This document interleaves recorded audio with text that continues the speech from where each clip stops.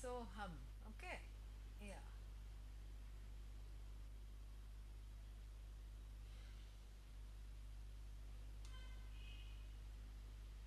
Okay.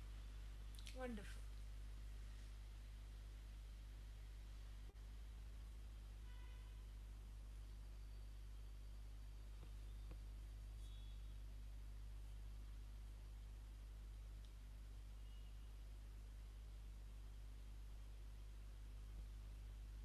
ॐ सहना भवतु सहनौ भुनक्तु सह वीर्यं करवावहै तेजस्विनावधीतमस्तु मा विद्विषावहै ॐ शान्ति शान्ति शान्तिः न कर्मणा न प्रजया धनेन त्यागेनैके अमृतत्वमानशुः परेण नाकं निहितं गुहायां विभ्राजते यद्यतयो विशन्ति वेदान्तविज्ञानसुनिश्चितार्थात् सन्न्यासयोगात् यतयः शुद्धसत्त्वाः ते ब्रह्मलोके तु परान्तकाले परामृतात् परिमुच्यन्ति सर्वे दह्रं विपापं परमेष्मभूतं यत्पुण्डरीकं पुरमध्यसद्गस्थं तत्रापि दह्रं गगनं विशोकस्तस्मिन् यदन्तस्तदुपासितव्यम् यो वेदादौ स्वरः प्रोक्तो वेदान्ते च प्रतिष्ठितः तस्य प्रकृतिलीनस्य यः परः स महेश्वरः ॐ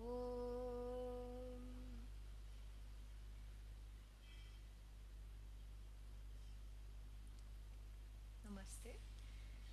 Welcome to yet one more meeting of uh, a satsang organized by the Philadelphia group under the auspices of Praveen and Surekha. Thank you for organizing this. And I would like to dedicate this talk to the memory of Swami Pratyak Bodhananda ji, who recently attained Mahasamadhi in Sailorsburg. I know that many of you knew him and were very close to him, and there is nothing else to do but to miss him. That is all that is possible to do now.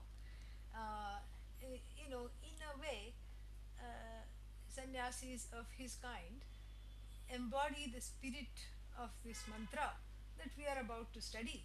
And so, with those words, we shall start this talk. Now, the talk was something. What was the title? Can somebody tell me? I knew it was about this mantra which I just chanted, but the talk had an intriguing something in the present time. What was the title? How to live a life of renunciation. How to live a life of renunciation. Yeah, right, right, right. Thank you. Wonderful. You see, this is something interesting because you see, this is the mantra that is chanted when the sannyasi comes to your house or to a temple or something like that. And the sannyasi is greeted with what is called a Purna Kumbha. Kumbha means pot, and then Purna means what? It is, the pot generally, unless it's a modern pot or made by somebody who doesn't know pottery, then you may have some funny shape, and then, but usually the pot is round, and that which is round doesn't have a beginning or an end, and so there is a sense of purnatvam, and that fullness. And and that's why the word pot is used for everything, including belly, pot belly. Yeah. There is also a certain purnatvam there. There's a fullness there, correct? So that there's some kind of a wholeness, feeling of wholeness, even in the very shape of the round shape, the circular shape, has a sense of fullness because there is no beginning and no end. You try to trace the beginning. It's not like a line, all skinny and and mortal. So the circle itself is, there is a certain immortality connected with the circle, the visually symbolic of something which is full. That's why we don't have a word for zero really. Zero actually brings out that the one who is cognizing the zero, namely you, who are the hero. That is what happens. Zero brings out you, the Yeah. hero. Yeah, it's fantastic, really.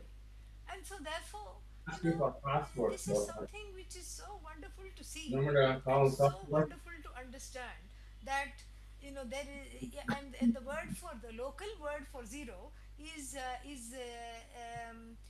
what is that called? Pujya, that which is worshipful. Yeah. Why? Because it is Purna. That is what it is. And that Purna is, it's got such an abiding presence, not only in Vedanta, which is unsurprising because after all, Vedanta is the philosophy which peddles Purnatvam night and day.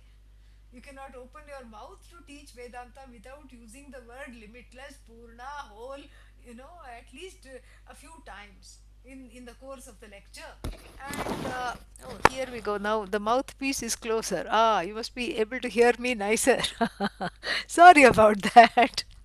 So, so then forget Vedanta class. The culture is imbued with this kind of analogy of wholeness, Purnata, Purnatvam. Purnatvam in Sanskrit, pun intended. Purna tvam, you are whole. And Purnatvam is the tvam here is a, what is that called? Is a suffix, is an abstract noun. It's a suffix which is, which means, which has the sense of ness, like wholeness, right? Yeah, so it's a suffix. And so this is basically what what we are looking at here. So in the culture itself, there is this whole thing about the pot being very auspicious. So every marriage, every naming ceremony, any kind of a person, wherever they may be, any kind of a religious spiritual ceremony is incomplete without the pot, here called kalasha, because of that round shape. And then, so that round shape symbolizes that which one wants to be. Not physically. Nobody wants to be the shape of a pot physically, okay? We are talking of internal happiness. That happiness that one enjoys, that fullness, that wholeness, that limitlessness is what we are talking about. And so that is what one wants. And that is exactly where, that's exactly where the culture, which is kind of imbued with the philosophy, helps out and happily provides, examples of Purnatvam in day to day objects like pot, etc. So every religious ceremony, you'll have a young girl carrying a pot, with a coconut on it, or and coconut also round. Coconut also, that's another one. Any auspicious thing is round, you know. Coconut round, and then you shake it, and what do you hear? You hear the coconut water. Ah, that's what the whole thing is. And that is that fullness of the coconut carrying its own sterile you know version of this limitlessness, what that which symbolizes limitlessness, that again. So young girl will be sent with the kalasha, and she will take this, and then she will take the ceremony and then go. This is lead the ceremony. This is how it is. So this is this is in the examples. And in everyday food objects also, the most beloved thing is round. What is that? You can say anything and it will be a correct answer. You can say laddu, yes, you got it. You can say gulab jamun, yes, you got it. You can say rasagulla, yes, you got it. All the food things are round, those which are auspicious. Yeah, and laddus are made, just like the whole jagat, made up of so many different names and forms. Laddus also come in so many names. Form is the same, of course. It's circular, round, 3D. Yeah. You have bundi laddu, sesame laddu. What other laddus are there? You know, that chickpea, roasted chickpea laddu, moong dal laddu. You just put anything you make round, and it is, and immediately Ganesha walks in. Ganesha himself is round. Again, what is that? Invoking Purnata. And if you draw Ganesha and you make him all like, having six pack abs here and then some biceps, it will not look nice at all. In fact, that would be very sacrilegious where we are concerned. Yeah, Ganesha means very easy to draw. One round shape here, one round shape there, all round, round, nice. Lambodara, fat belly, pot belly. Yeah, this is how it is. Everything is round. Then what does Ganesha have in his hand? Huh? What is that called?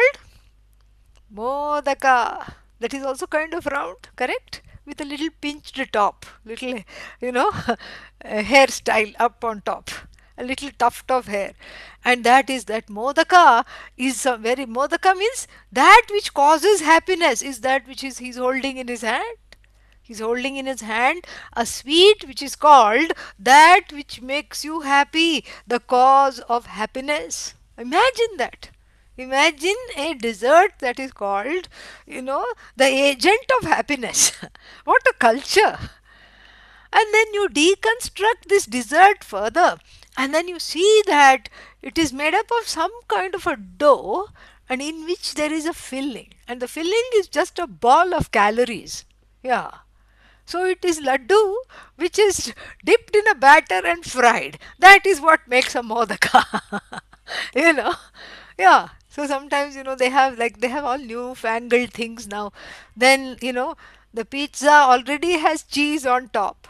But the new pizza has stuffed cheese inside the dough itself. So this is something like that. It is double double. Okay.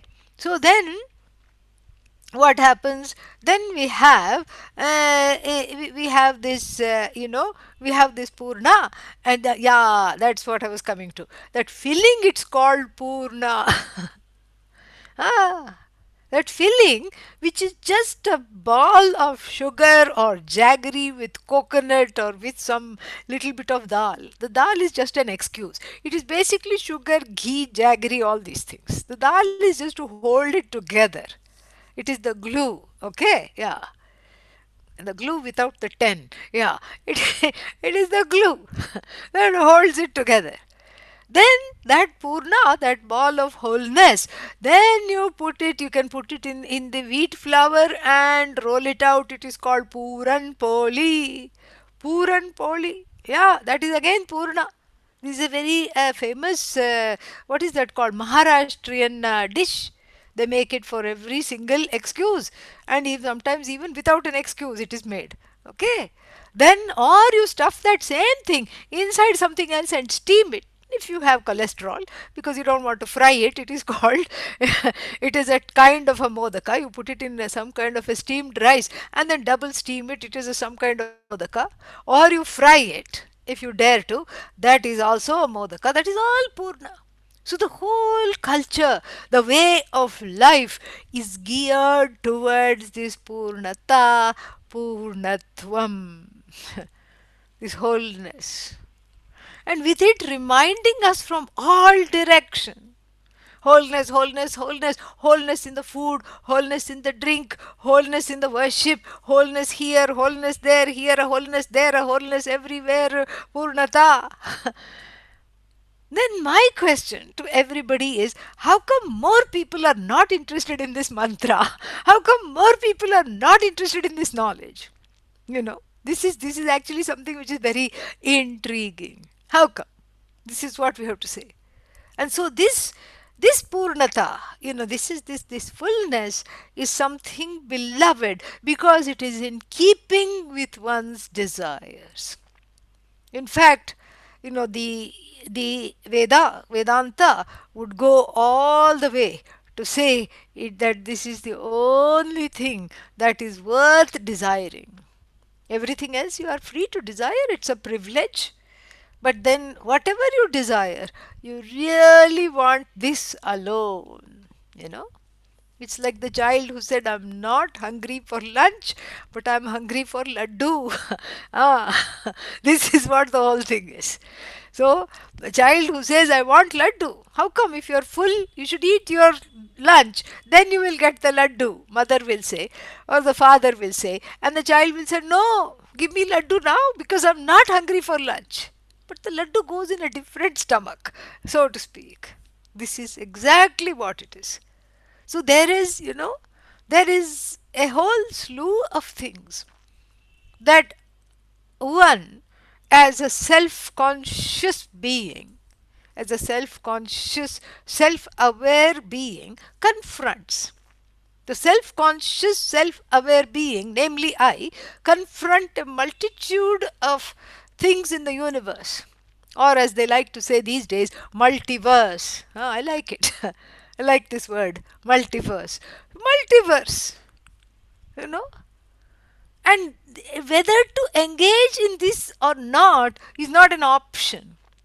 If you are alive and if you're not in a permanently vegetative state, you will be responding to people, situation, things. You will be responding. You have no choice. You have no choice over the behavior of others. You may be a law abiding citizen, very dharmic, but somebody forces you to, forces you to engage with them. You have to engage with them. You don't know because they just come at you. You have to respond. The ball is clearly in your court and you did not put it there. So this is what happens. And so this purnata is something which is so universally loved and beloved. And this is what one is, whether one knows it or not. You know, Avedyatve sati, without even knowing, this is what one is after. And what one is after, this is the second message of Vedanta, and what one is after is actually something which one already has, which one is the possessor of. You know, you are jumping to catch something, but it is already caught. You are running after something, but it is already gained. You are longing for something, but you already belong to it already. This is what the whole thing is. This is the sad travesty of the jiva. And this is why, when the sannyasi is welcomed into the house, this mantra is chanted. Because there is a difference between a sannyasi and a what is called a grihastha, householder, or rather, as I like to put it, house held. Ah, because householder means, I'm a householder. Pujya Swamiji would get letters like this all the time. Oh Swamiji, I'm a householder. I'm finishing up all my duties. My son is married. My daughter has a job. She's independent. You know. And Pujya Swamiji would say, that's great. Okay, come to the ashram and study. No, no, no. How to do that? What about grandchildren? Grandchildren, you never mention grandchildren. You have grandchildren? No, but I will someday. I've already chosen names for them. And, you know, I will. Someday I will have grandchildren. And I yet to build a dream house where they can play. They're already playing in the internal jagat that I have constructed. Then they will play. In the Pratibhasika Jagat, in my own personal world, they are already playing. I hear the pitter patter of little feet, and I hear, what is that? The sound of, what is that? Lilting tones of young ones. And I'm hearing this, I'm doing that, and I want that. That is fullness for me, you know. And then what would, what would the sannyasi say? Thank God, Sannyasi would say, okay, Ayushman Bhava, live long, live happy. Pursue your desires, no problem, because there is clearly, even though the householder, er, trich, pratyaya, the agent noun. Er is equal to trich, okay? Yeah. Trich means what? That r is there. That trich is a agent noun suffix. A suffix that makes a noun into an agent is called trich, and you just have the tr there. Neta, netr, you know, and like this, netr, neta, netarau, netarah, it declines. And so, like this, this agent noun is very, very funny grammatically. Because agent means what? I'm the one who's in charge. I'm the agent. What kind of an agent are you? And especially if you're running an organization, they'll say, who is your registered agent? you know, where is the registered agent? You registered or not, you're an agent. You feel good, huh? Very nice. You sign on one document and you say, oh, registered agent. I feel wonderful. I'm the agent. Real estate agent, registered agent. Whereas so many places we have this word agent as even a title. So and so agent. Sometimes agent means representative. So all this is there. Seems to be a position of power. But what kind of a power is it? OMG. Really? What kind of a power is it? In fact, it does a karate chop on you. This trich pratyaya hangs you upside down. And before you know it, you are on the floor. The agent was, puffing up the chest and going around, me. And then suddenly one is deflated on the floor. This is your agency. In fact, the agency is nothing but a sea of sorrow. See that? Yeah, that is what it is. Agency, is just nothing but glub, glub, glub in a sea of sorrow. That the whole concept of agency is binding. It is totally binding. And so therefore, why? How does it bind? Simply because one gets lulled into a complacent belief, a wrong belief, mind you, a complacent belief that one calls all the shots. What does one call? Nothing. One cannot call anything at all. That is the whole problem. Even if you call the dog, sometimes it comes, sometimes it doesn't come. That is the extent of your agency. This is what the whole thing is. Cat, of course, won't even bother to answer. Yeah. Cat is a superior being. Yeah. It doesn't respond to you. It takes a message, that's all. Later on, it may come. So this is the level of your agency. And if you know even a tiny bit of Bhagavad Gita, then you know this famous verse. What is that famous verse? कर्मण्येवाधिकारस्ते Karmani eva adhikarahate ma phaleshu kadachana. You may be an agent, Arjuna, but you are not an agent. You are a kind of a partial agent. The agency is set up. The agency is a total setup, which, if you believe in, you are plunged into the ocean of samsara. This is what is samsara, believing in the notion of agency. Please understand this. This is what is samsara. Believing in the notion of agency is what is called samsara. And so therefore, what is left here for us to do? We have to see that agency is a spoof. It's mithya. Mithya means it's a spoof. It's a total spoof. Yeah. Agency is, what is this agency? Because the Bhagavad Gita, the Lord clearly tells Arjuna. What does the Lord say? The Lord says, you know what? You think you're an agent. And then, you think you're fighting this war. You think that you are Savyasachin, means you are an ambidextrous warrior. You can shoot off arrows with the left hand as good as the right hand, and even with the feet. You have all kinds of, skills. With the blindfolded, you can shoot the arrow to the target.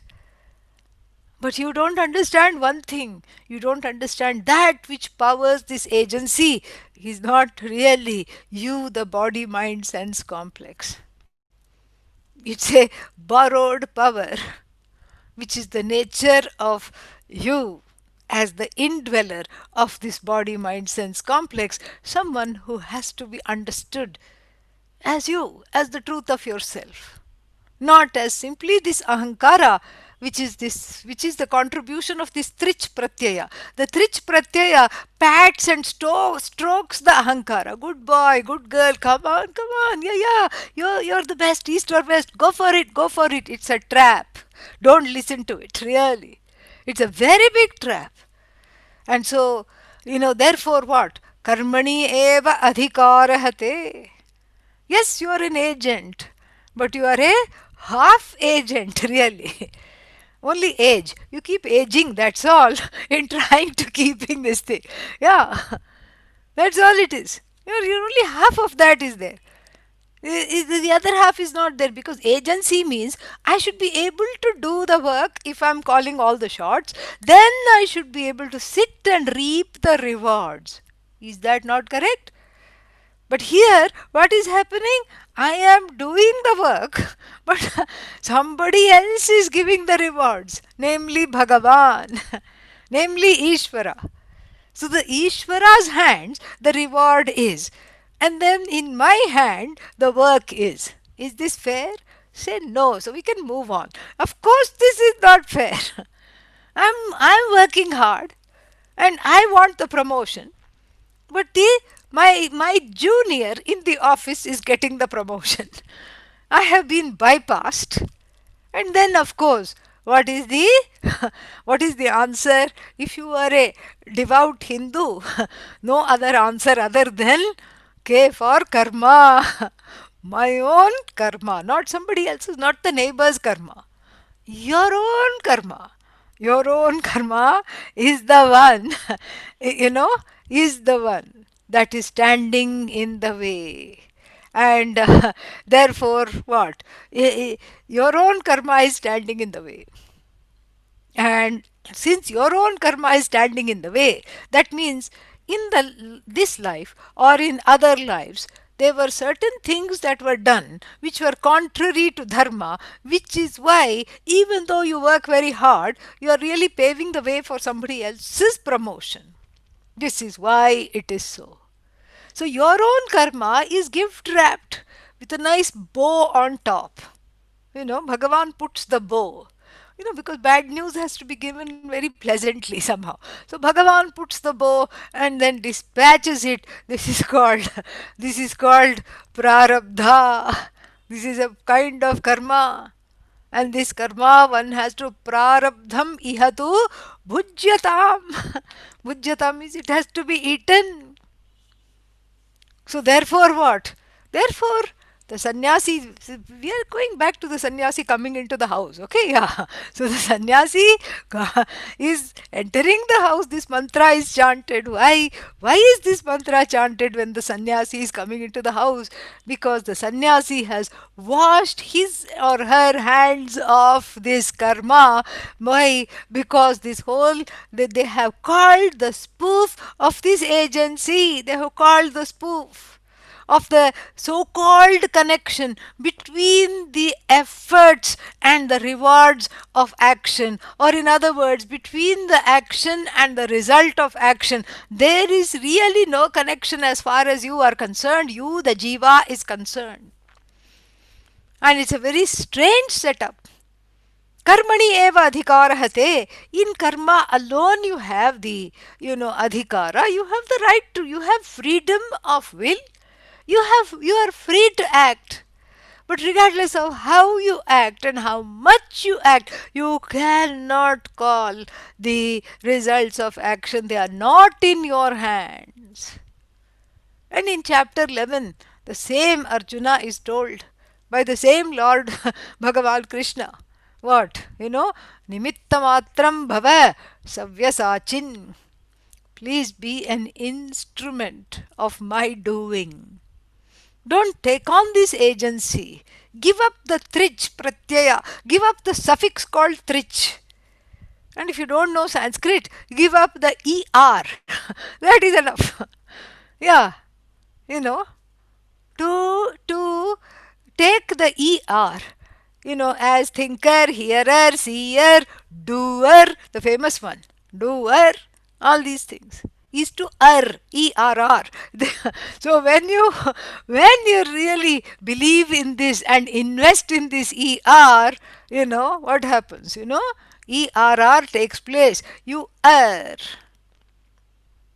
This is a mistake which continues jivatvam, which continues this misery called, I-ness, my-ness, me-ness. And so sad, this one did this, that one did that, nobody did this, nobody loves me, and I do all this and nothing happens. This is all coming from this agency, which the sannyasi has vowed to give up. This is agency is given up.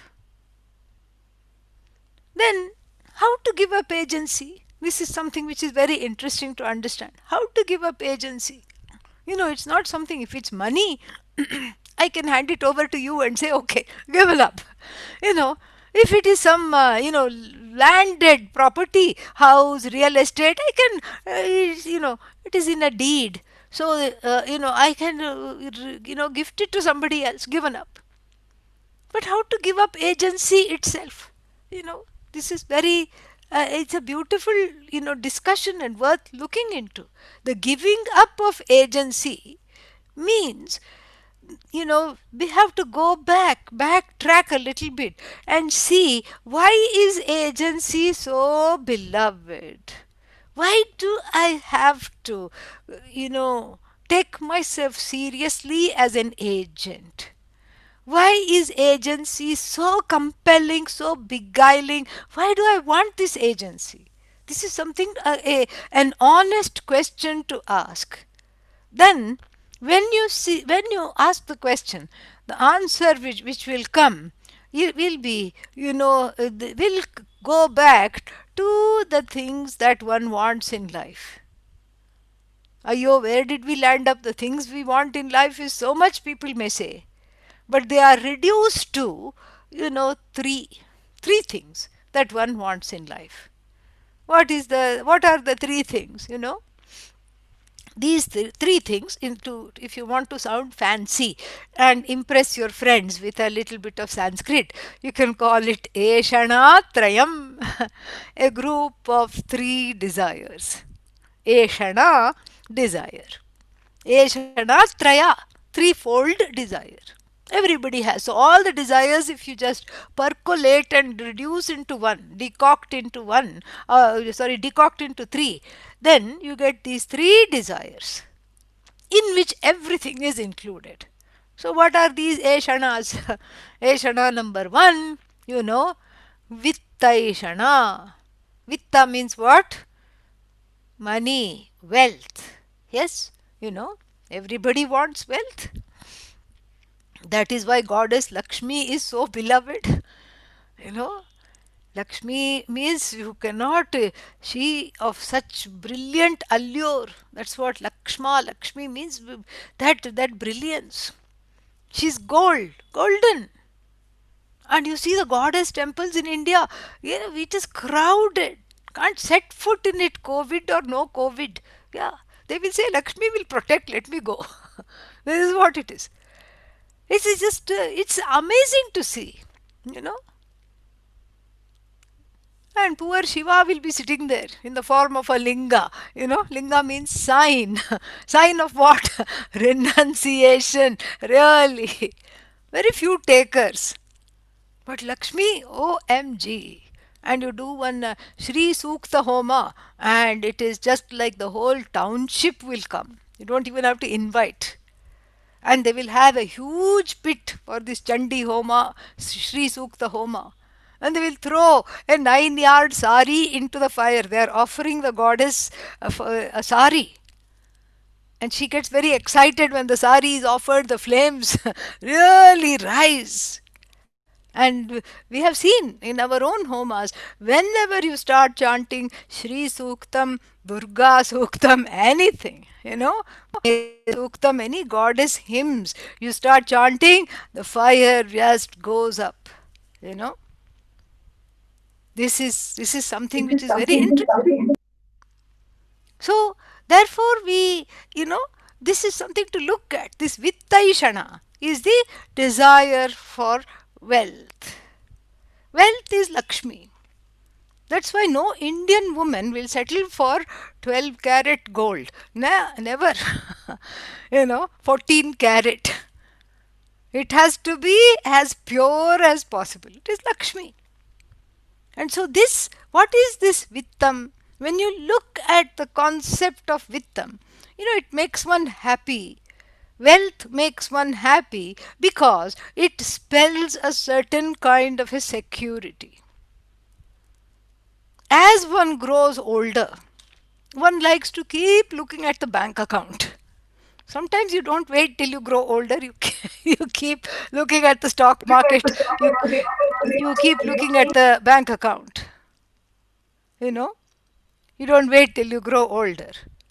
So this is something which is fascinating, and you keep looking for this, looking for that, looking for because there is an insecurity centered on the self, number one.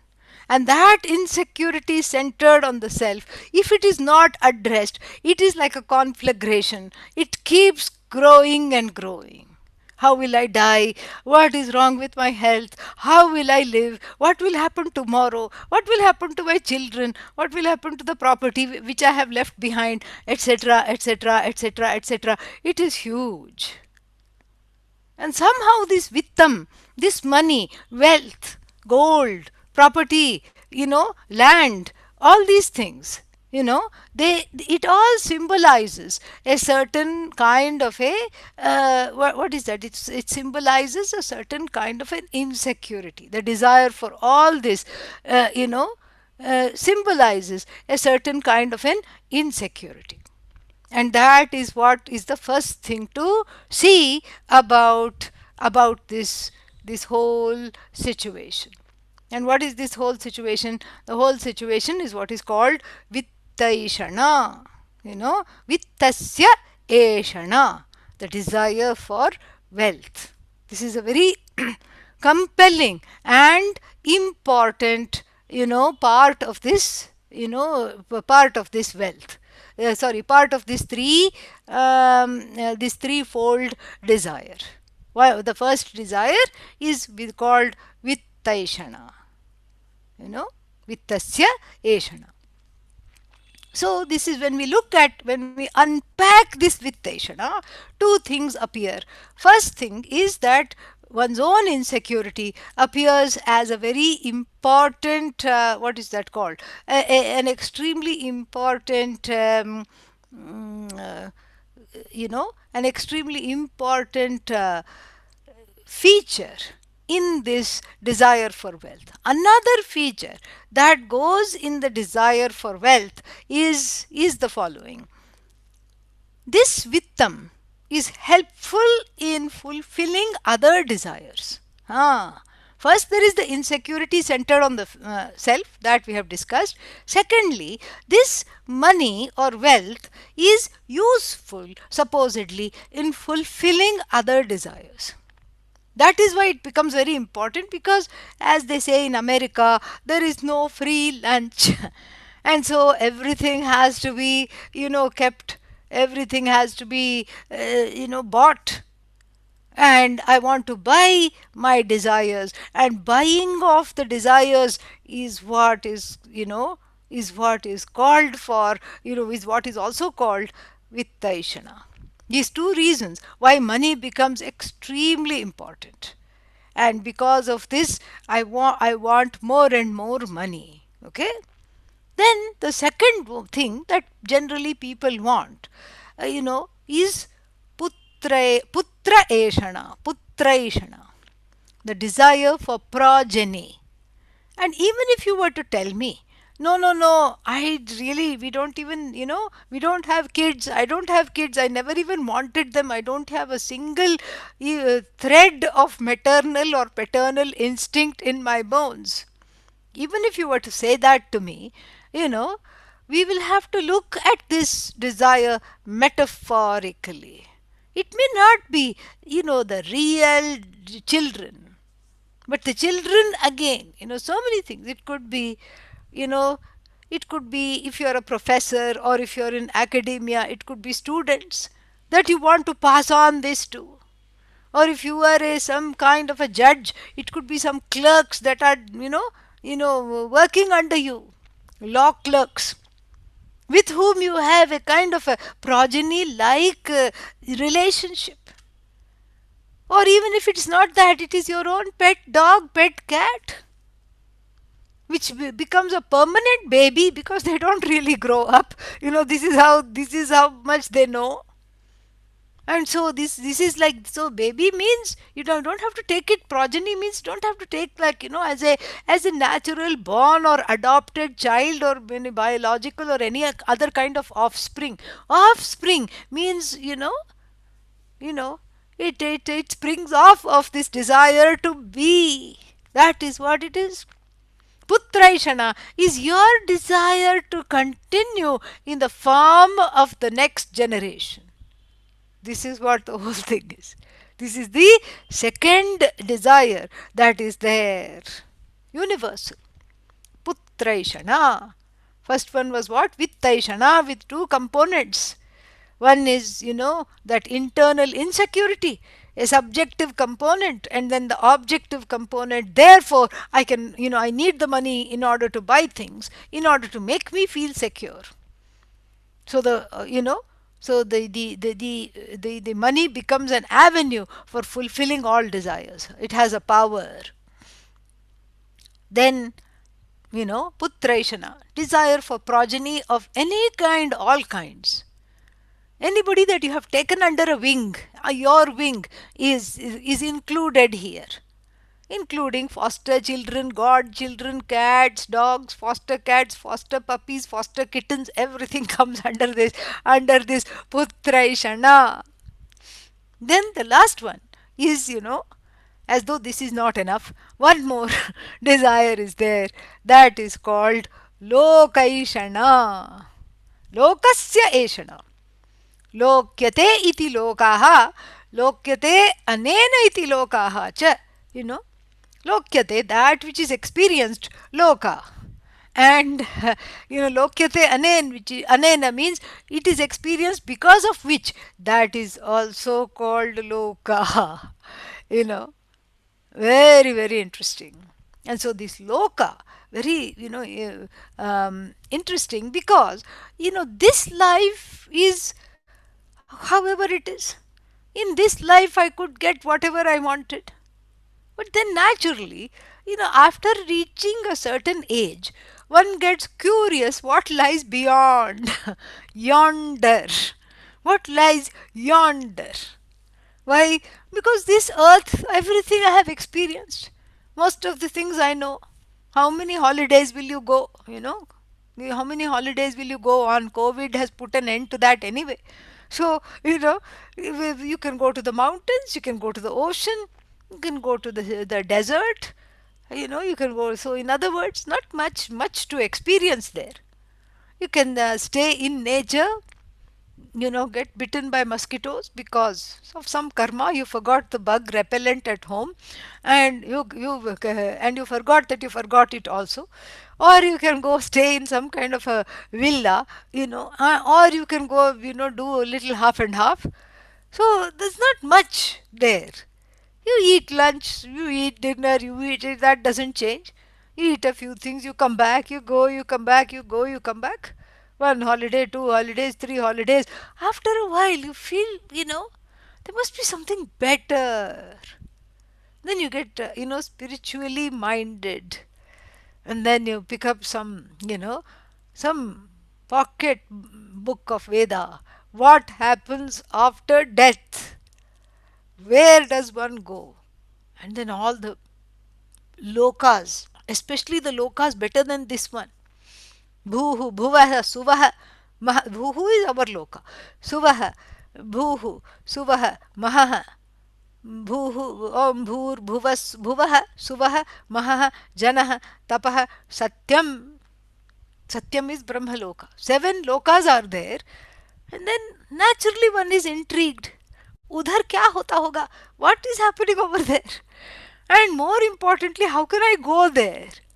I want to go there. I want to go experience it. Why? Because I'm sick of all these one holiday, two holiday, three holidays, one gulab jamun, second gulab jamun, nothing is happening. Actually, something is happening. The fullness is coming in the form of the belly. That's all, nothing else. And so therefore nothing is happening internally for me, and so I want to experience something other than this loka. I'm sick of this loka. I want to move. And then what?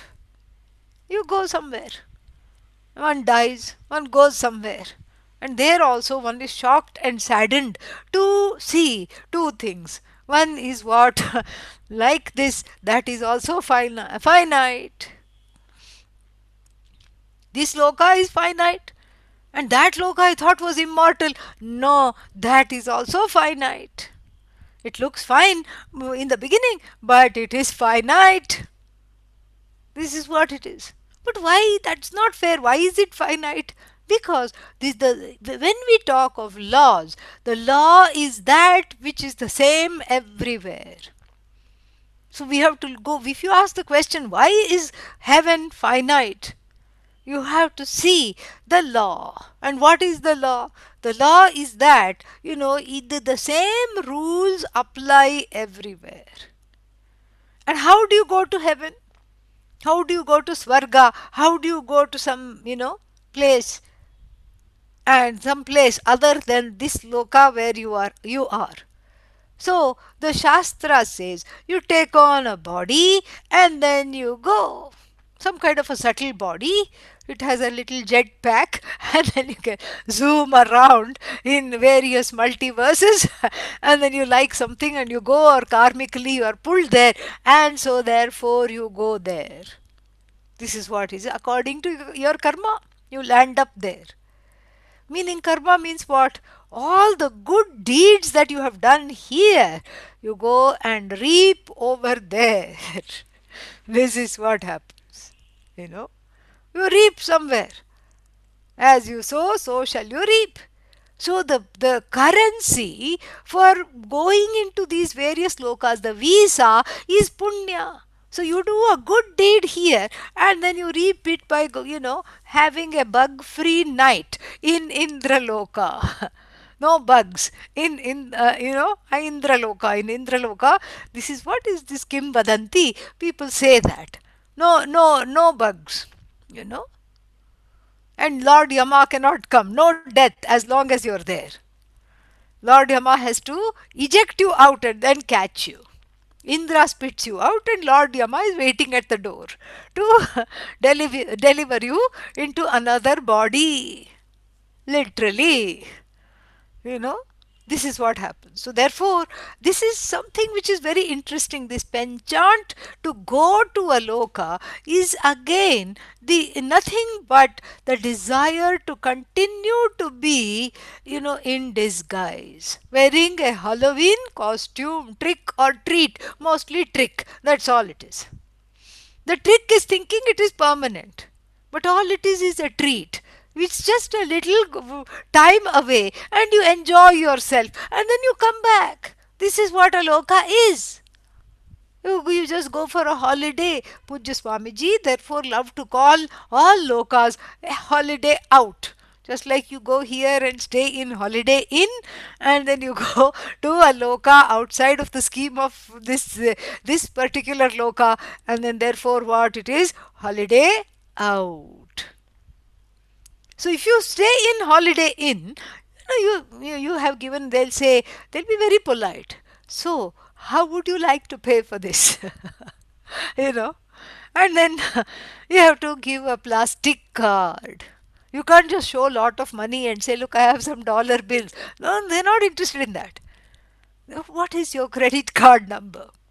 And then you have to give your credit card number, and then with that number, they will, whatever you order, room service, whatever you break, you know, belonging to them. And that is all silently, the bill is accruing, all the breakfasts you have and all the movies you watch, sitting in Holiday Inn is accruing. And suppose your credit card has a limit, or you have put a limit on it, or sometimes it comes from the bank itself, there's a certain limit. When that limit is reached, you know what will happen? You'll get another polite phone call from downstairs reception, and what will they say? Well, this credit card is not working and you have maxed it out. And then if you say, I don't have any other credit cards, well, you please vacate, otherwise we will put you out. We'll put you out. You please vacate. Then, then what? This is exactly how holiday out is. There also, ehi ehi iti tamahu ahuya. They call. Mundakopanishad describes people standing, throwing flowers at this jiva that is departing from the body and saying, come, come, come. And these are all minions of punya, and they're all saying, they're rolling the red carpet. Aiye, aiye, they're smiling. Is taraf chaliye, come on, come this way, this way, this way, this way. Because you're a VIP in the subtle body. And then what? And then you go and, you know, then Yajamanam Vahanti, and they take this person who's done a lot of good karma, Yajamana, they take him, her, to this Svargaloka, and there what, you're getting all kinds of fanfare, and then you're getting peeled grapes to eat, and all of course nothing is, all sterile, and then you can do whatever you want, and you have lot of comfort, free concerts, etc. And then what? As soon as the maxed out, the punya maxes out, because how much punya can you do? You get sick of doing punya, and you only live for so many years. You can't do endless punya. Then when so much punya is done, kshine punye, there is almost a chute that for opens beneath this sukshma shariram that is gone. Yeah, and one goes. And in fact, the word chute has come from, this the Sanskrit verb chuta, to fall. Really? Yeah, that's why Bhagavan is called Achyuta, never falls. There is no such fall. Chutihi navidyate yasya. No fall in terms of falling to a different lower body, papa body. No fall possible for Bhagavan. Free of karma. And in fact, you too are free of karma. You have to understand it, you have to study this. And this is what the sannyasi has done. And that's why the sannyasi is free of, all three eshanas, all three, desires. This desire for loka is just wanderlust, and then bored of some routinization. Karma here has lost its meaning because one has, partially exposed the limitation of this agent noun er in Sanskrit trich pratyaya. One has, partially understood that I am an agent. What kind of an agent? A glorified agent. I'm an agent of my own disaster. One has kind of understood, but how to get out of this ocean of samsara, this ocean of the notion of agency, one has not understood. So therefore this mantra is chanted. And what does it say? Na karmana, not by action. Because here, not just for the sannyasi, this is for you, my dear friends, to figure this out, to understand this once and for all. How to have renunciation in the day to day life. The first point is to see that action is actually not the way to go. Action does not give redemption. The redemption that action promises is at best temporary, a finite redemption. Just for a little bit of time, you feel better because you have gone and done something, because you have felt like you participated somewhere, because you have, contributed somehow. This is what the whole thing is. The action doesn't give you anything. Action is actually invitation to more trouble in the form of accruing results of action. There is a law there. Every action begets a result of action, either papa or punya. Papa means that which is accrued to you because one has gone against dharma. Punya means that which you accrue because you have gone along with dharma. Dharma means righteousness, righteous way of being. This is something one has to see, one has to appreciate. And so this is why na karmana. So the first thing to understand is that karma cannot give you what you want, which is what you want. That's why I gave such a elaborate introduction. What do you want? Purna, not in the form of the sweet, but in the form of the sweetness of that self, in the sweetness of the which is gained through the sweetness of self enquiry.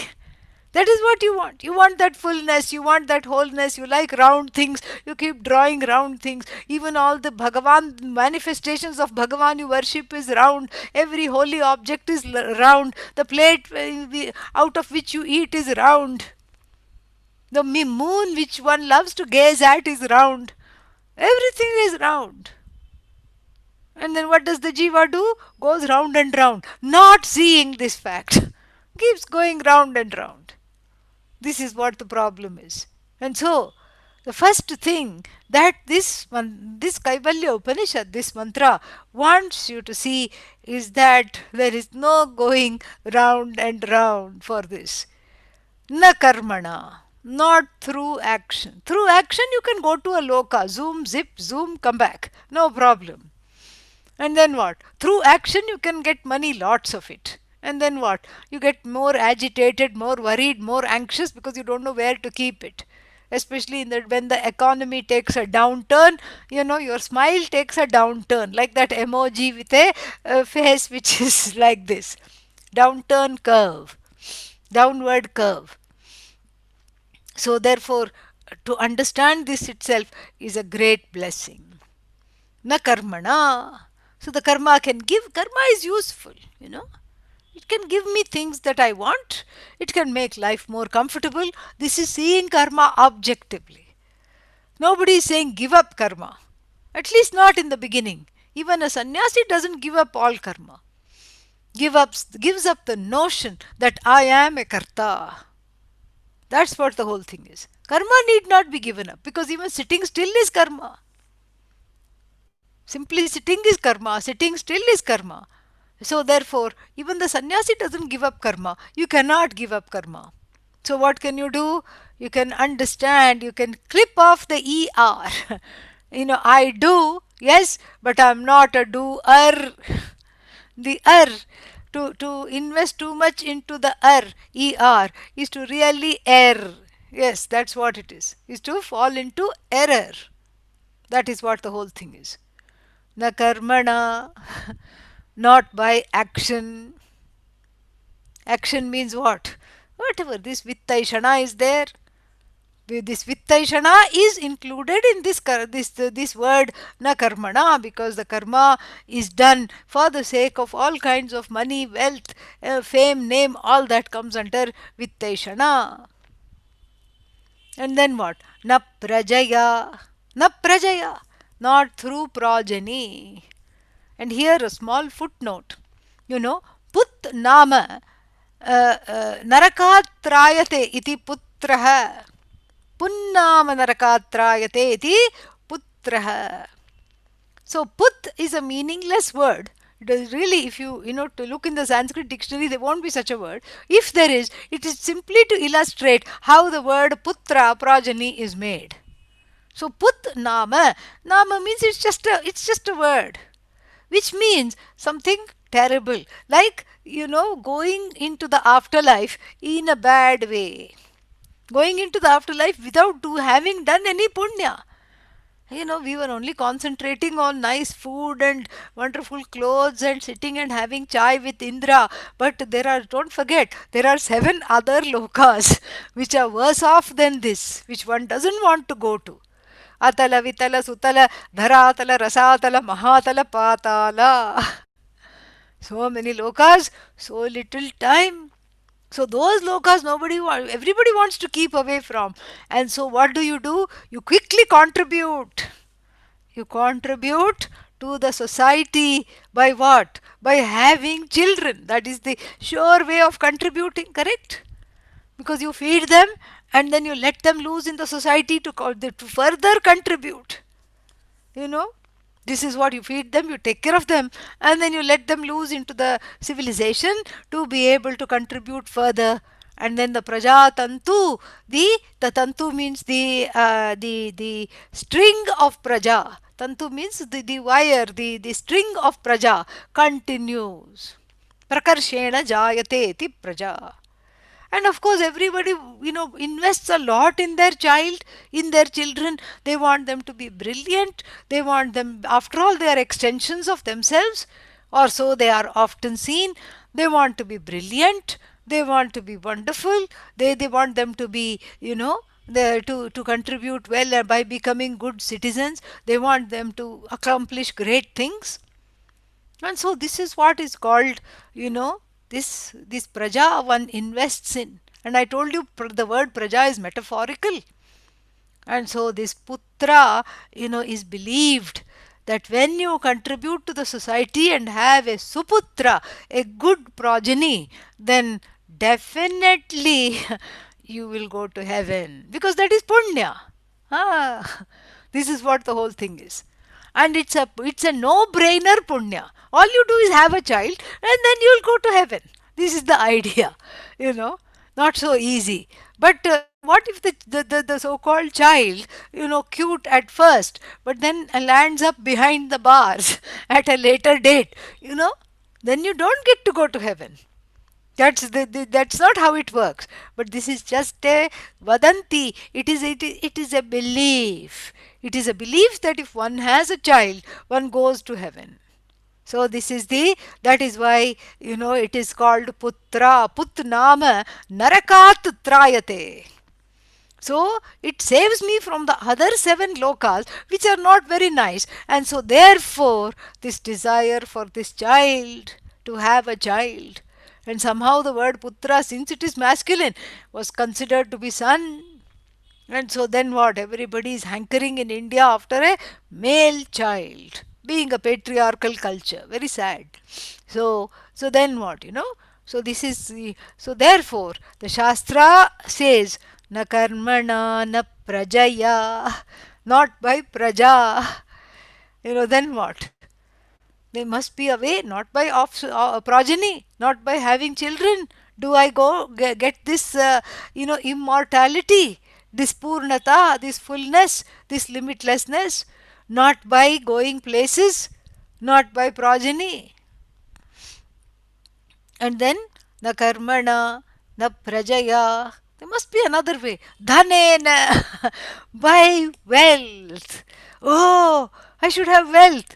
No, no, no. That na, there is this anushanga. Anushanga means this, there is a carry over of the na. Na means what? No. Na karmana, na prajaya. you know na prajaya. And then what? Dhanena. That na dhanena, you have to add na there. Not by wealth, not by progeny, not by any action, however charitable. Purta karma, ishta karma. Ishta karma means what? Ishta karma means whatever it is. Some kind of a yajna, etc. Worshipful actions. Yajna, puja, all these things are called ishta karma. All kinds of religious action. Purta karma, actions where you reach out and give things, like you give money, you give your time, you do service, it's called Purta karma. The karma will only take you this far because the results of action are finite. Then the putra will only take you this far. Up to teenage, everything will go well. After that, they don't even have time for you. You call them to dinner, they text you saying that they'll be late. So this is how it is, even though they're in the next room. Okay, this is how it is. You have to text them, they will text you, and then they will text each other. At the table, the siblings will be texting each other at a table, even though they're sitting right in face to face with one another. This is how it is, and so therefore we see this whole thing. There's a beauty in this mantra: na karmana na prajaya na dhanena. These three words include this whole discussion. In fact, even before we entered the mantra, we have already finished. We have already finished these three words, discussing these three words. We are already ahead of ourselves. Isn't that nice? Yeah. This is just to assuage those people who might be thinking, when are we going to finish the mantra? When will we study this? We've already studied most of it in the introduction itself. So the first step is to, you know, is to understand one's relationship to action and the results of action, and to be in right relationship to action. Anandagiri, a very famous commentator, Tikakara, has written a very nice Tika for this Upanishad, Kaivalya Upanishad, for this mantra, therefore, which is inside this Upanishad. And he gives a very nice, he gives a very nice and non scary, step by step, progress towards renunciation in everyday life. Because it's nice to greet a sannyasi coming into the house. Everybody, reads this and chants, na karmana na prajaya dhanena tyage naike amritatvama nashuhu. You can chant, no problem. But then I can't do this. Oh my God, this is too hard for me because I can't let go of the house. I cannot let go of the great grandchildren. Whatever you may be thinking, I can't do this. I can't do that. Anandagiri is very helpful, and he makes a small list. He's by reminding us the meaning of the word sannyasa, that the sannyasi standing at your door also was not born in orange frock. Yeah, was not a baby that was wearing an orange frock when it was born. No one becomes a sannyasi by birth. you know you do the work, you do the same work. That sannyasi also, who is standing at the door, went through getting a guru in life, went through the same thing that you are going through. Only difference is they are at a different stage in their life. They are further along than you are. That's all. You are in the process of gaining something that they may have a mastery over. That's what the whole thing is. So therefore what? So therefore, this whole thing is Anandagiri's list is worth going through, because he says that you can't just drop karma. It's very difficult. Karma is like a hot potato. You want to eat it, but you can't. And you just keep passing it on and playing catch with it. You cannot drop it, you cannot eat it. This is what it is. Too hot to eat and too precious to drop. And so therefore, what to do with this karma? Do what the sannyasi has done, not what the sannyasi is doing right now. Right now the sannyasi may be only interested in adhyayana, study, self-study, adhyapana, teaching others, which is really also a form of self-study. This is what happens. This is what happens when all of us teach. We see the meaning repeatedly. In fact, we are blessed to teach. We are blessed to teach. This is, I'm very clear. I'm not doing anybody a favor, really. This is helping me. It helps the teacher always. The teacher is blessed because the teacher gets to teach. And so then, so what is it that Anandagiri says? Anandagiri says, let us look at the word sannyasa itself.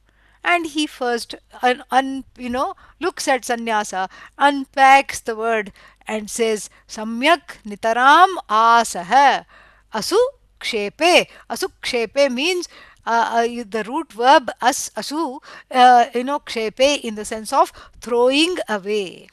Throwing away what? Samyak, in a systematic and proper manner, nitaram, always. This is what is the meaning of the word sannyasa. How to become a sannyasi in the everyday life without even looking at A for ashram. He gives a nice little list. And let us see what that list is. So first he says, first you have to throw away a few things. First, you throw away alasya, nidra, and pramada. Alasya, nidra, pramada, tyagah. Tyaga means throw away, give up. Give up what? Don't give up karma.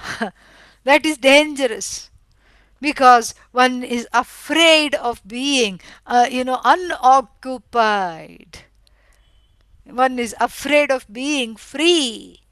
And a free mind, is the workshop of what? We don't have devil or evil, but we have Rakshasa. Free Rakshasa means, wrong thoughts. This is what it is.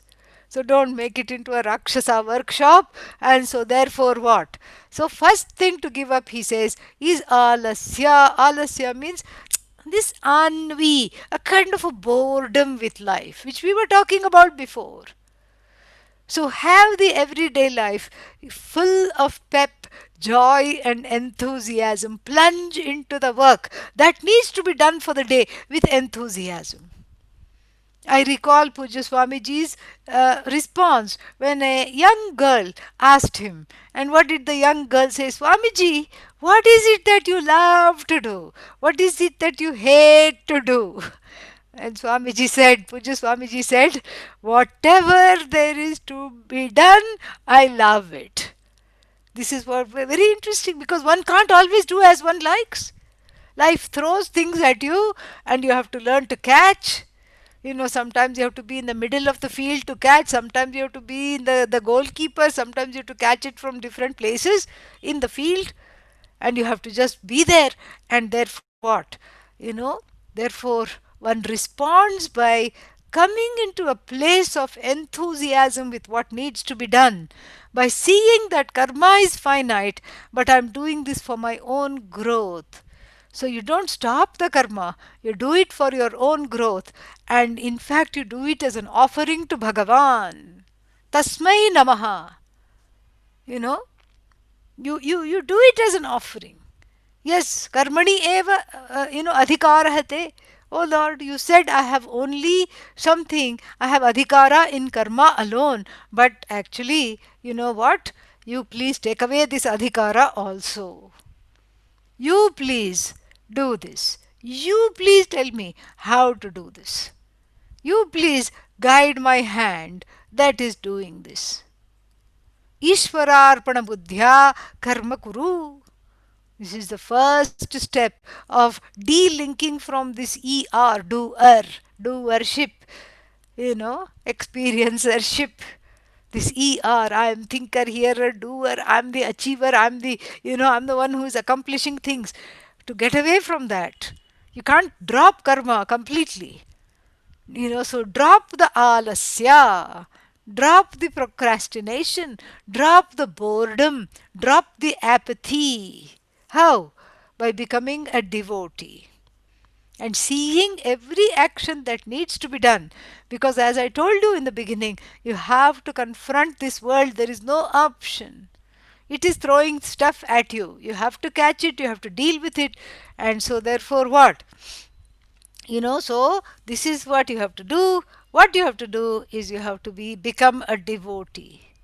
And just like in regular worship in puja, you don't offer yesterday's flowers, they're all dry and wilted. That is an act of sacrilege.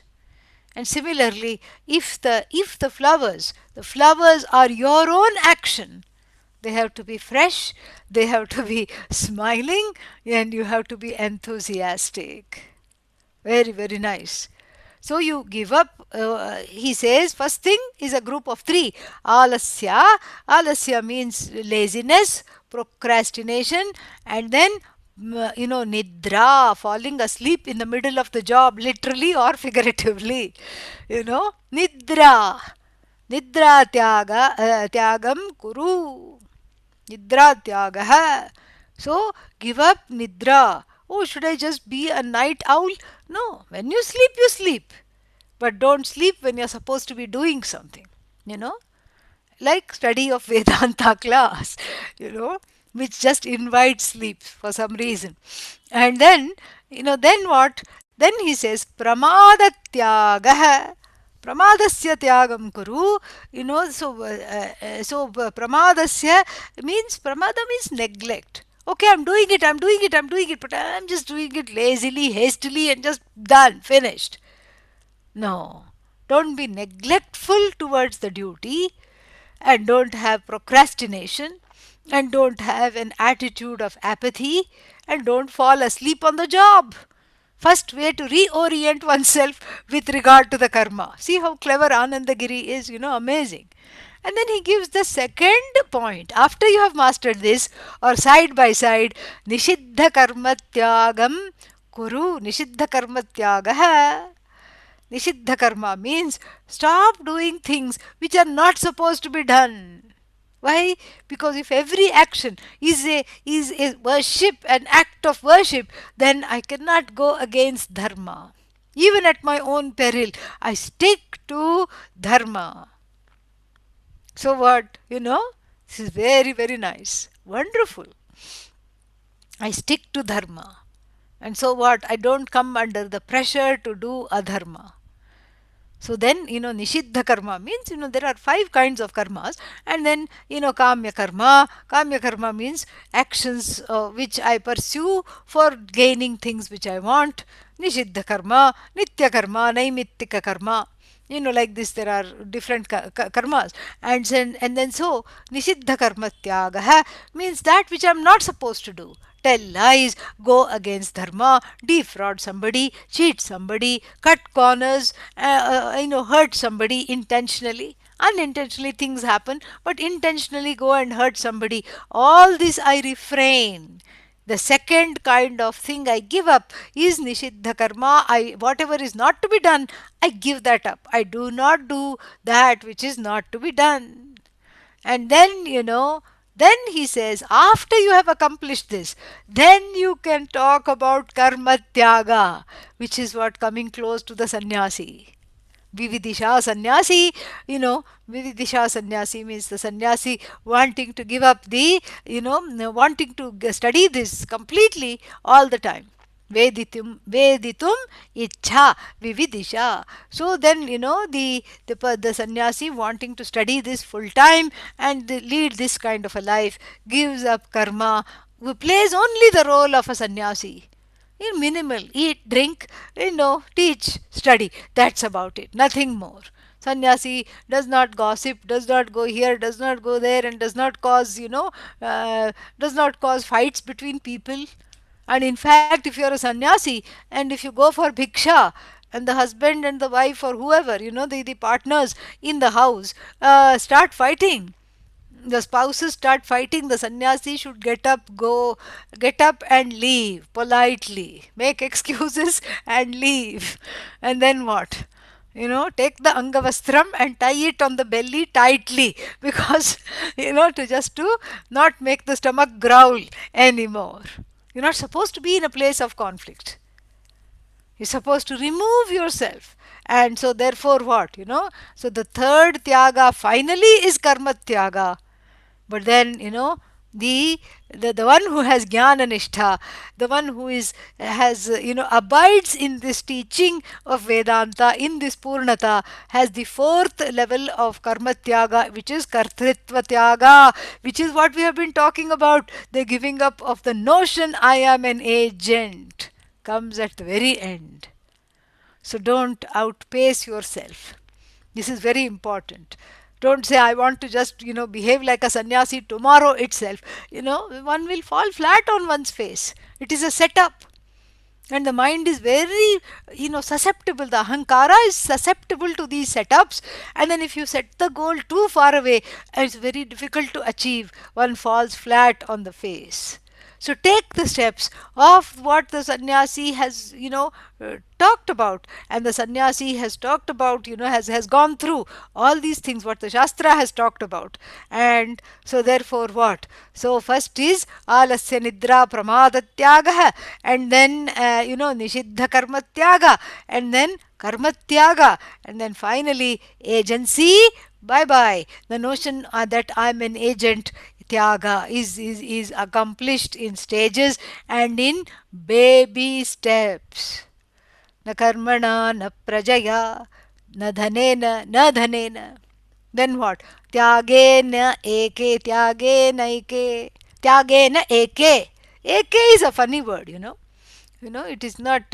Eke is a plural of eka, ones, yeah, a few ones. Yeah, some ones. Kechit iti ityartha. Kechit, some people, what have they done? Tyagena amritatvam anashuhu. Tyagena, by giving up everything, they have gained this fullness, amritatvam, immortality. Immortality does not reside in the body or the mind. Immortality resides in the one that is the wielder of the body and the mind, the one that is blessed with the body and the mind, so to speak. The indweller is already immortal. And so, therefore, this knowledge has to be gained at the level of the ahankara, that which has mistaken itself and mistakenly identified itself with the body and the mind. And so therefore what? Therefore this ahankara has to be, understood properly, and this ahankara has to be illumined with this knowledge, so that it gives up the smallness, it gives up the identification with mortality, and understands, sees that cannot be subject to death, because it alone is, it is Satchidananda Atma, it is the only thing that is there, and nothing else other than it is there. That is what the whole thing is. And so Tyagena Eke means some ones, some people. Amritatvam Anashuhu. Anashuhu comes from two dhatus, it could come. One is Asha Bhojane, eat, experience. Ashnute Amritatvam Ashnute elsewhere in another Shruti, in other Upanishads. So, understanding this and giving up the karma first, and then giving up the agency, some people have, have gained immortality, because they are no longer, identified with the body. This is what the whole thing. Amritatvam anashu. And then, so that is the asha bhojane, to eat. And then, then one more is there, seventh conjugation, ashung. Ashung vyaptau. Vyaptau sanghate cha. So, vyaptau means in the sense of pervading, gaining. Ashung. And that ashung, anashe, anashate, anashire, like that, it declines. Okay? So this is what is there. And then, ashnute, ashnute means vyapnoti, like this, he experiences or pervades or gains or has all these things. Masters amritatvam, is fully, possessed of amritatvam. Anashire, anashuhu. And then, and then how did they get this? Not through rituals, not through actions. Rituals, actions are of two kinds, laukika and vaidika. Laukika means that everyday actions, secular so called, and then vaidika, religious actions, ritual, etc. They didn't gain this fullness not through rituals, nor through the idea of progeny, nor through wealth. How did these seekers attain this immortality? They attained it through renouncing all these things, through renouncing the rituals, renouncing the wealth, renouncing the progeny. All these three Eshanas they have renounced. Eshana Trayat Tyaga they have done. And because of that, they are, they are free. Free of this burden of wanting to fulfill each and every desire, has left them with the understanding that they are themselves the seekers and they are the sought, and so therefore they don't need anything else. I'm going to take a few more minutes of your time, so please bear with me. And, because a few more words are there of this mantra. And then, so what did they get? What did they gain? You know, they gained that which is nakam parena. They so forget heaven. They gained something which is beyond heaven. The word Naka is very interesting. You know, Kam Brahma, Kam Sukham. Let us take it this way. Kam Sukham. The word Kam means Sukham. Okay? Yeah. And then you negate it. Akam. Akam means what? Dukkham. If kam is sukham, then when you negate it by akam, then that means dukkham. Then you put the na in front of it. Na akam. Na akam. Na akam vidyate yasmin. You know, saha na kaha. Tam nakam. So where aka does not reside. Aka means what?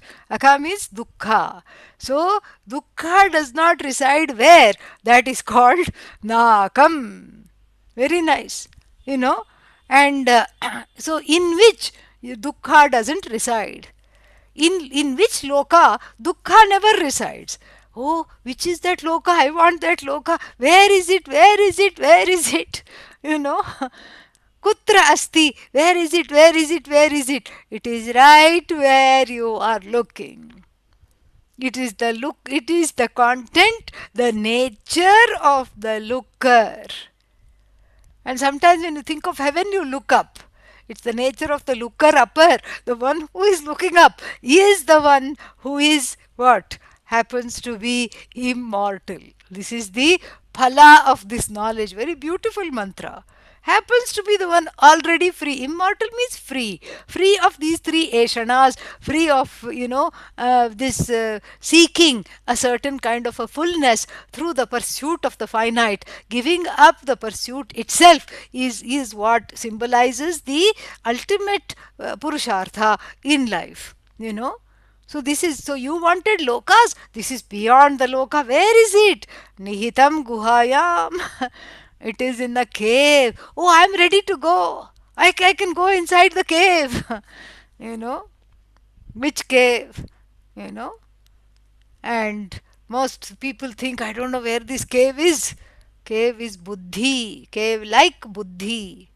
The word guha has an abiding presence in the Upanishad. In fact, Lord Subramanya is called Guha because he is in your heart, the cave of the heart. The heart has a cave? Yes. What does it have? It has doubt, it has despair, it has raga, it has dvesha, it also happens to have Bhagavan. And this doubt, despair, fear, skepticism, and no Shraddha cover up Bhagavan like even an eclipse tries to cover up as though the sun. And therefore what? So removal of all this is what is, it is a solution called Vedanta, which loosens up all these things. Blots out the eclipse, which is trying to blot out in turn the sun. And the eclipse is swallowed up. And when the eclipse is swallowed up, what happens, and then that which is there shines. Vedanta is 9/10 removal of ignorance, and then 1/10 indicating who you are through indicatory words. Satchidanandosi, Tattvamasi, Aham Brahmasmi, Prajnanam Brahma. These are all indicatory words that lead you back to yourself. It's like a homecoming. It is amazing. It's a homecoming. Vedanta is a homecoming. And then, Parena Nakam. Where is this Nakam? Where is this place of ultimate, complete, and total uh, uninhibited happiness? Because it is not connected to Vitta, which is finite, it is not connected to Praja, which is finite, and it is not connected to Loka, which are doubly finite. It is connected only to you, it is centered only on you. Therefore, there is no, there is no other gantavya. Gantavya abhavat. There is no other gantavya, there is no other point, there is no other pursuit, and all pursuits reside here. This is the buck stops here. And then, so where is this? It is right here. You know prakshiptam dhatra, scheme of things, given by the Lord, that this guha is buddhi. In the buddhau vibhrajate shines. परे ननाकन्निहितं गुहायां विभ्राजते shines विशेषेण स्वयं प्रकाशत्वेन pradipyate. It shines whether you know it is there or not. It shines. It shines. And what is that shine? It is the shine of the self shining self, that self aware self which we call consciousness. I am aware of this, I am aware of that, I am aware of everything, in fact. That is what it is. That is the shine of the self. And then vibhrajate, yat, yat means that which is under discussion, that which we are talking about. This Swarupa, your own nature.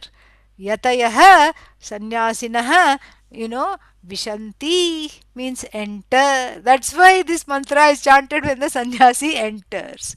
Yeah, vibhrajate, yatayo vishanti, where the, where the, this atmanam vishanti. So the atmanam vishanti means this self shining self, has entered the guha.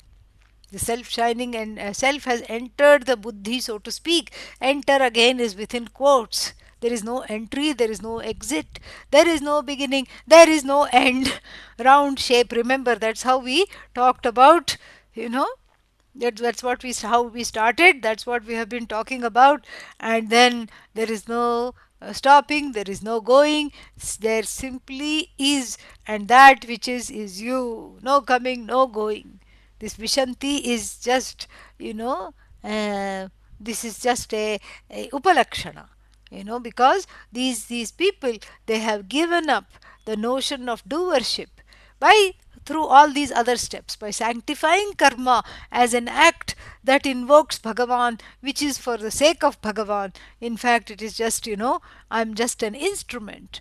And then, understanding that, giving up all kind of neglect of karma, giving up neglect of one's duties, giving up, doing the duty in such a way that it is resentful, giving up resentment, raga dveshas around it. This is all, preparation. This is all prep for sannyasa.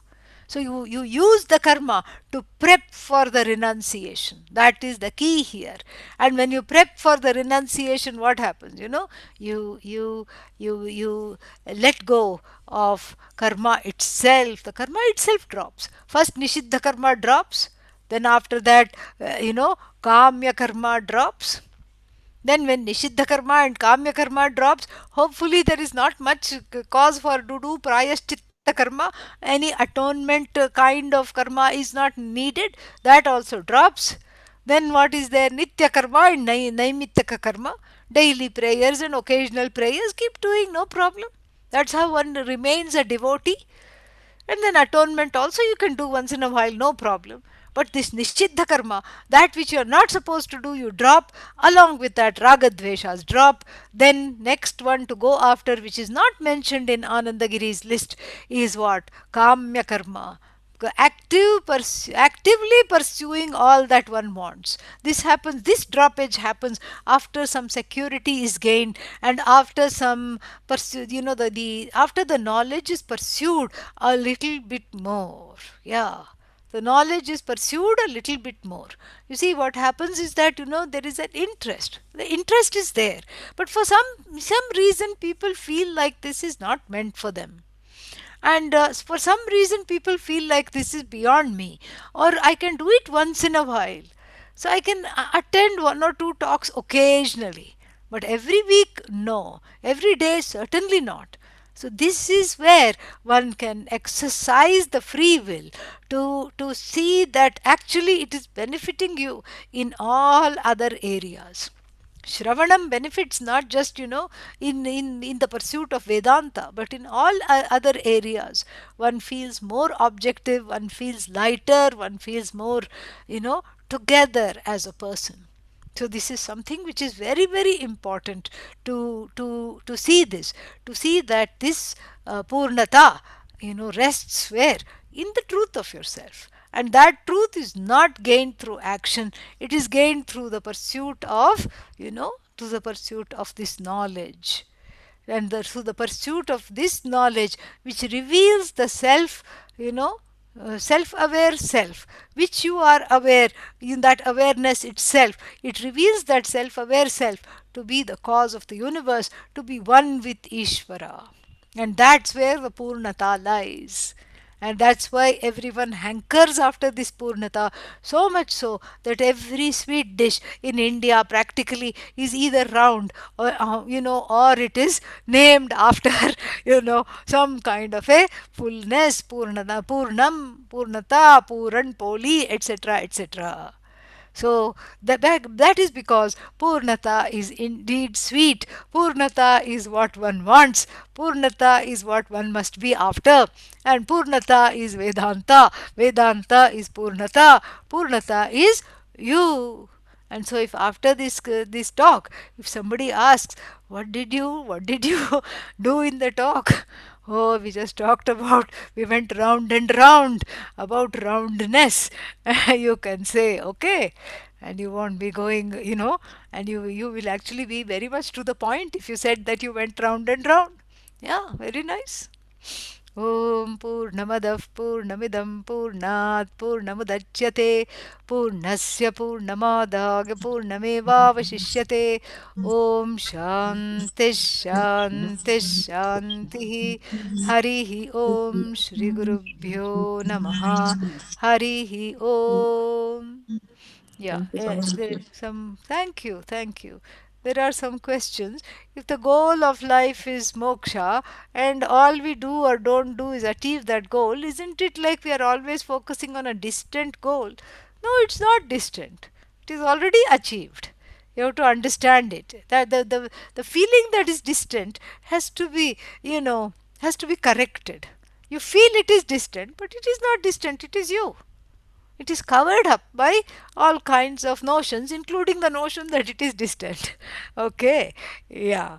Then, what is the significance of doing archana at the temple by giving gotra, etc.? Is there a scriptural reference? Of course, all these, Puranas are the scriptural references. In fact, the archanas come from the Puranas themselves. Ashtotras, so many Ashtotras come from the Puranas. Sahasranamas also come from Puranas, and so therefore there is scriptural reference. It is to invalidate or neutralize some of the papas done in the past life, so that any dear things that one wants in life and one is not getting, we can neutralize, or at least if not eliminate, decrease the force of the papas in one's life. Okay, then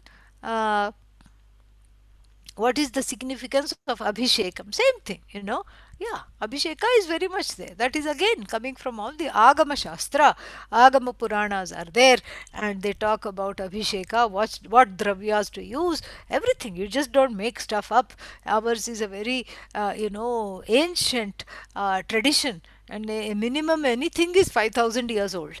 We don't quote text newer than 5000 years old. Yeah, so where there is lot of reference about all that, how to worship, etc. These are called smarta karma. And in the beginning, shrauta karma, in the beginning one was only doing fire worship, but then later on, as the people started to move around, one moved from a nomadic, one moved into a nomadic lifestyle and was going places, grazing sheep and following river civilizations, and it was not possible to keep the fire all the time. So Adi Shankara recommended that that this Abhisheka and all be done. And he was again, basing it all on the Puranas. These Abhishekas, how to do Satyanarayana Puja, how to do this puja, that puja, all of it is given. And then what else? Any other questions?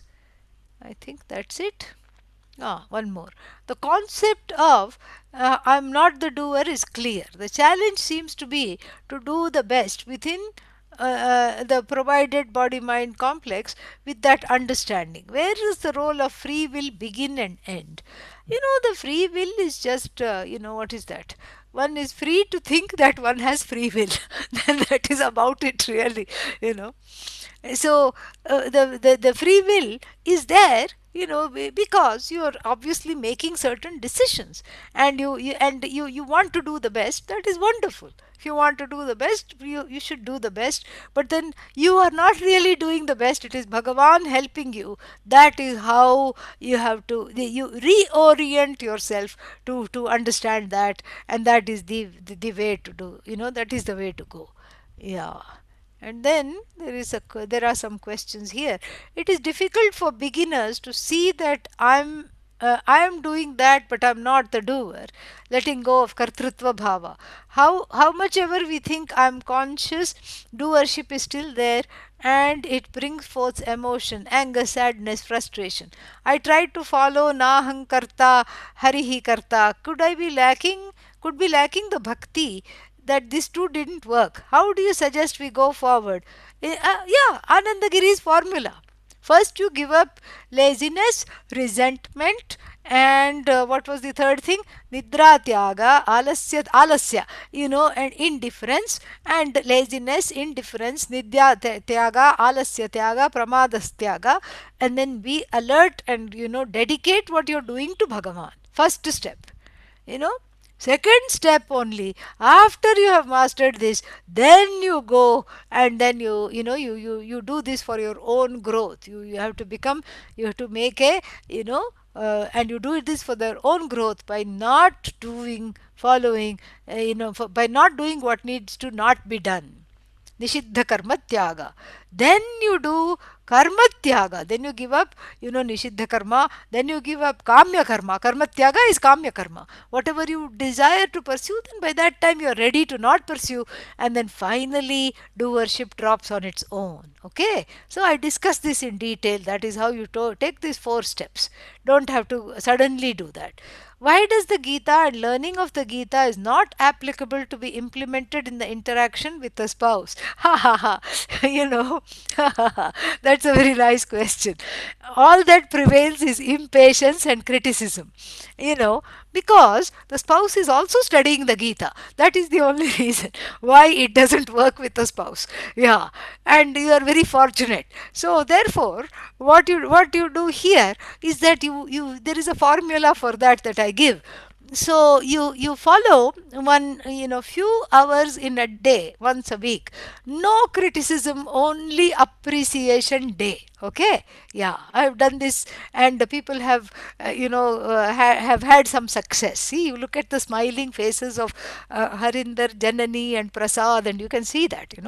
Yeah, so they are all were old hats at this. And so this is what you have to do. You have to just, whatever criticism comes in the heart, it will come. You convert that into an appreciation. Even though you are feeling foolish, even though your teeth are getting ground into fine powder, you still appreciate the person. You appreciate them. And then you convert the criticism into appreciation. First, you do it for a few hours a day, not a working day. Okay, choose a weekend when both of you are not working, and then you graduate to a whole day. Then you graduate to 2 days a week, like that. It works. Yeah, try it and let me know by the next satsang. Okay. Yeah. Then can I share some details? Yes, certainly. I'll stop talking. And then what else? The simple thing you mentioned about not offering old flowers and offering our karma. Yes, yes, that's correct. Yeah, you don't offer old karma, just like you don't offer, yesterday's food as naivedya. When you meditate, who is the meditator? Yes, there is doership in meditation, but since it is, it is an activity directed towards connecting to Bhagavan, that doership is sublated, because you are connecting to Bhagavan for the sake of Bhagavan, not for the sake of Kamya Karma. So, therefore, it is sublated. And who is the meditator? The Ahankara is the meditator. Yeah. So, in fact, you are looking into a mirror. And yeah, that's about it. Thank you for attending this. And Praveen, please, yeah, put your video on. Where are you? I don't see you. And yeah, please talk. Please talk. Yes, please talk, and please share your message. Haribam Swaminiji, thank you for giving this opportunity. Uh, this is about the Imper Seva program that I'm sharing the screen now. So, All India Movement for Seva is a program that Puja Swamiji has initiated to help educate the children in India, rural India. We are doing a donor appreciation program on November 7th. This is a program is conceived by Bombay Jayashree, and she has roped in many of the great artists in various forms of music, Hindustani, classical, Carnatic, and dances, Bharatanatyam, Odissi, and Kathak. So it's going to be a 1 hour plus program, if, 1 hour 30 minutes program, if I'm right. It's going to be happening on November 7th. I would request everybody to spread the word on this. And registration can be done on aimforsavausa.org. It's in the bottom here. You can go there, register yourself, and it's going to be a fantastic program. And this program is meant for two things. One is spread the awareness of the great work All India Movement for Seva is doing in educating the children, and also help raise the funds to continue the good work Aim for Seva is doing. Thank you, Swamiji, for permitting me to share this message. That's it from me, Swamiji. Okay, thank you so much. Thank you, everybody, for coming. May you have a very blessed day, and may you find fullness all the time. Om Tat Sat. Swamiji, thank you. Thank you. Om, nice to see you. Anu, wonderful. Yeah, so nice. Thank you, Swamiji. Nice to see all of you. Very, very nice. Om.